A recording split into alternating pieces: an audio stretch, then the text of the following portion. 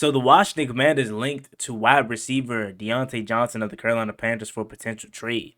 Is that something that we could see potentially done? Also, the Washington Commanders quarterback Jayden Daniels win Offensive Rookie of the Week for the fifth time. Bears fans are in shambles. Let's talk about it. YouTube, what's going on? It's Juan Gotti here. We enter the Washington Commanders video, and in today's video, I'm coming on here with multiple topics for you guys. Potential trade between the Panthers and the Washington Commanders for Deontay Johnson. Offensive Rookie of the Week goes to Jayden Daniels yet again. And obviously, the Washington Commanders yesterday worked out a couple people, most notably being Kyle Fuller. So let's talk about what all that means and much more. Before we get into it, make sure you guys like, comment, and subscribe to the channel. We want to roll to 8,000 subscribers, so we greatly appreciate it if you haven't reached that goal as soon as possible. Thank you so much. Let's get straight into today's video. So, first things first, let's talk about it. Bears fans, how we feeling? Are y'all on suicide watch? Are y'all in shambles? Are y'all ready to crash out? Let me know now, because my man, the best quarterback in this division, the best rookie quarterback. Hold on. Let me see if y'all can see the back of my shirt. Can y'all see the back of my shirt? You know what I'm saying?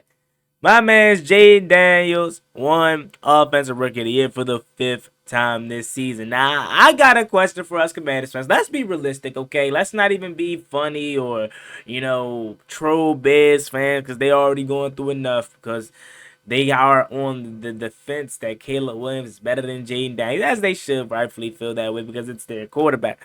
Do you think, honestly, Jayden Daniels should have won Offensive Rookie of the Week this week, or do you think the media is glazing Jayden Daniels? Now, if you look at the two performances, in my opinion, at first, when you look at the stat sheet, obviously Caleb Williams having 4 touchdowns is absolutely, good. And you look at it as, okay, he should have won Offensive Rookie of the Week. But then when you put it into its proper perspective, right, you put it in the perspective of how did they play during those games. Caleb Williams had an interception. He only threw for, I want to say, was it like 100 plus yards? Not necessarily nothing too crazy. In a blowout fashion.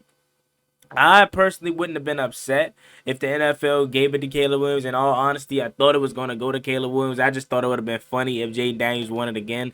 But then again, this kind of makes me feel like when you vote for Offensive Rookie of the Week, that literally means that we're voting, because I don't know, it's just something about it that I feel like if the NFL was in control of this, they would have been gave Caleb Williams the Offensive Rookie of the Week. Well, I stand corrected. Caleb Williams threw for 226, 4 touchdowns, 1 interception on Sunday.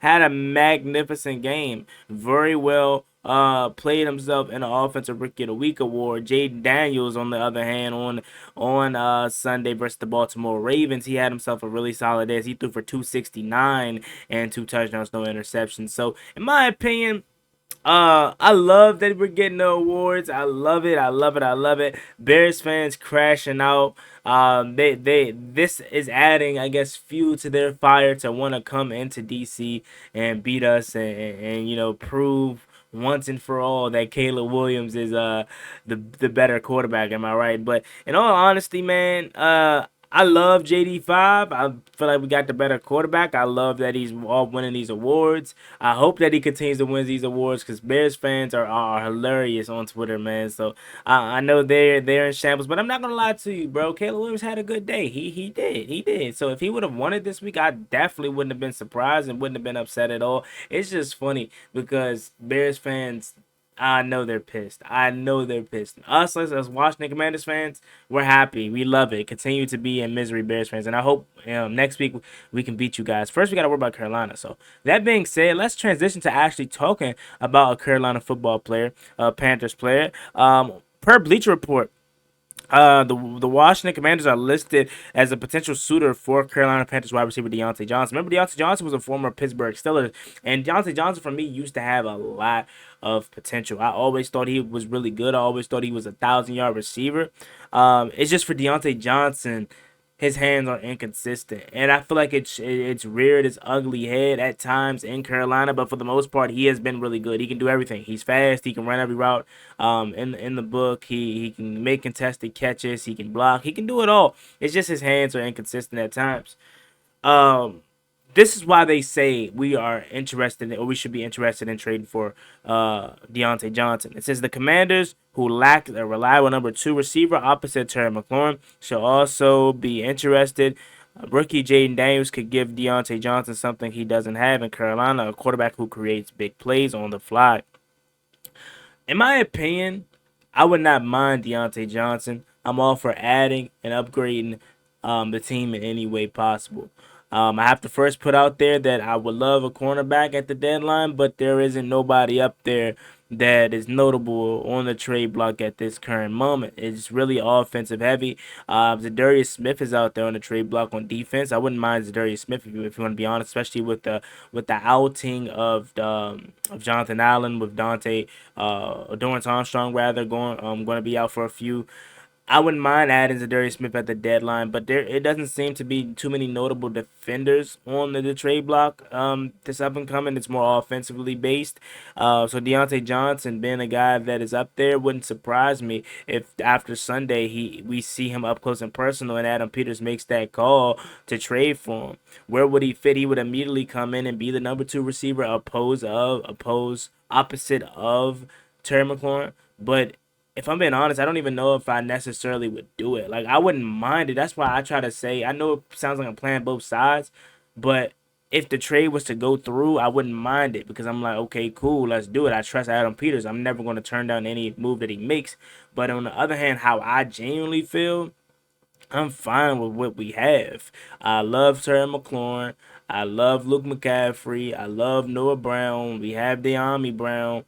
And obviously we have Olamide Zaccheaus. So that's the thing, though. Olamide Zaccheaus was supposed to be the third wide receiver. He was supposed to be that slot guy with that third option, and he had a big drop on Sunday versus the Baltimore Ravens. That pretty much, in my opinion, that's where I feel like we lost the game. Maybe this could be Washington making a move to kind of push out OZ. Um, Deontay Johnson is better than him, and he's producing more than him. Um, I think so. I think that could be the only reason, or maybe you're not getting production out of OZ. You don't really see De'Ami Brown being as a heavy contributor. Obviously here and there, pitch and catch, but not someone that you could put out there every single snap. Deontay Johnson is somebody that you can put out there every single snap. Obviously, once he gets acclimated and once he gets more familiar with the playbook, he's somebody that could be a legit number two opposite of Deontay Johnson. I mean, of Terry McLaurin. So that's really the only reason I could necessarily see this making sense is trying to replace Olamide Zaccheaus and or De'Ami Brown. But in my opinion, put Noah Brown out there. I think Noah Brown is fully capable of being the number two wide receiver alongside Terry McLaurin. I think Luke McCaffrey is ready to rock and roll and be that full-time slot receiver or that full-time third option. I don't even necessarily think we have to do this, but again, if we were to do this, I would understand why we do it, and I'll be all on board for it. But I wouldn't necessarily be banging the table for Deontay Johnson. And it's one thing if we weren't putting up points. We're already putting up 30 plus points a game. Last week was our lowest scoring game in a while, and even still, we had opportunities to score 30 plus points. We just didn't take full advantage of it. But again, he would be a legit number two. Like it's no question about it. He would definitely be a legit number two. But we're already one of the best offenses in the league. Where we have arguably the best offense in the league. So do you necessarily want to mess that up or change that? I don't necessarily know. It's really nothing we could do on the defensive side of the ball besides trade for a pass rusher. I think Washington should do that. That makes more sense to me than trading for a receiver at this point. There's no one in the secondary that we could really trade for. There's nobody notable. I would love more than anything to somehow get a cornerback that can help. But speaking of that, we brought in Kyle Fuller, brother of Kendall Fuller. Let's go ahead and take a look at that article next. and then we'll get up out of here. It says the Washington Commanders are in desperate need of help at the cornerback after Sunday's loss to the Baltimore Ravens. Washington lacks a depth at cornerback was exposed by Lamar Jackson as a Flowers rookie. Mike Sainristil has played well, but it's most exclusively a slot corner. Veteran Noah Eganogany has been a pleasant surprise, while Benjamin St-Juste has battled consistency issues. The jury remains out on the 2023 first-round pick, Emmanuel Forbes. So while the Commanders have been mentioned as a possible buyers at the trade deadline, specifically for a cornerback, edge rusher, or wide receiver, General Manager Adam Peters is exploring other avenues. On Tuesday, the Commanders brought in 5 players, including former All-Pro cornerback Kyle Fuller, for a workout. And if the name sounds familiar, Kyle Fuller is the older brother of former Washington Commanders cornerback Kendall Fuller. Kyle Fuller is 32, was a first-round pick of the Chicago Bears in 2014, when he spent 7 seasons. Fuller played for the Denver Broncos in 2021 and spent his final NFL season with the Baltimore Ravens in 2022. Unfortunately, Fuller suffered a serious knee injury and hasn't played since. Fuller was named first-team All-Pro in 2018 and made the 2 Pro Bowls back-to-back.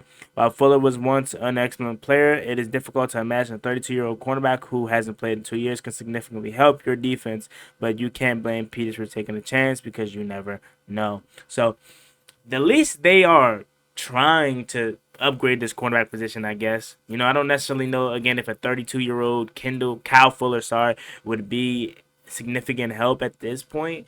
Maybe because of how desperate we are at the cornerback position, but them going out there and trying to get Kyle Fuller and not really tied to any trades for cornerbacks, that should show you how desperate we are, and also show you how lack of cornerbacks out there on the trade market. Like, we believe J.C. Horn could be a potential landing spot. He hasn't even been mentioned in trade talks, in my opinion. I think I seen something crazy like was it Greg Newsome or Denzel Ward, something crazy like that. I'm like, these guys not even on the board. Like, they're not even on the trade block. Like, I get that we want to have these guys and we feel like that we can get them, but it takes 2 to tango. As we know, trades don't just go one-sided. So I don't necessarily think anything defensively is going to be done at the deadline, and besides it being a potential pass rusher, more so for anything, I think we would probably upgrade the wide receiver position. I don't necessarily think we have to, but I'm not opposed to doing it if Adam Peters feels like that suits best. So, with that being said, make sure you guys put that video in the comment section down below. Deontay Johnson, potential tag to the Washington Commanders.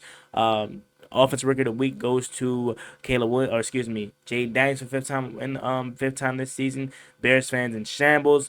And then lastly, Washington worked out Kyle Fuller, a guy that 32 years old, really can't do much for us at this moment, but maybe he has something in the tank. Maybe we can use him in spurts, but right now I think we're stuck with what we have. Benjamin St-Juste, Noah Eganogany, and Mike Sainristil, and we just got to thug it out and hope at some point they get it together. More specifically, Benjamin St-Juste. I don't want to harp on St-Juste because he is what he is. He's a 3rd-round pick. He's not supposed to be a first-round cornerback, or he's not supposed to be a cornerback 1 on the roster, but he's posing as that because we don't have no one else that can suit the role at this current moment. Obviously, Emmanuel Forbes, who was supposed to be the cornerback 1, doesn't even suit up for us. So, that being said, let me just throw the video in the comment section down below. As always, me and boy Juan Gotti.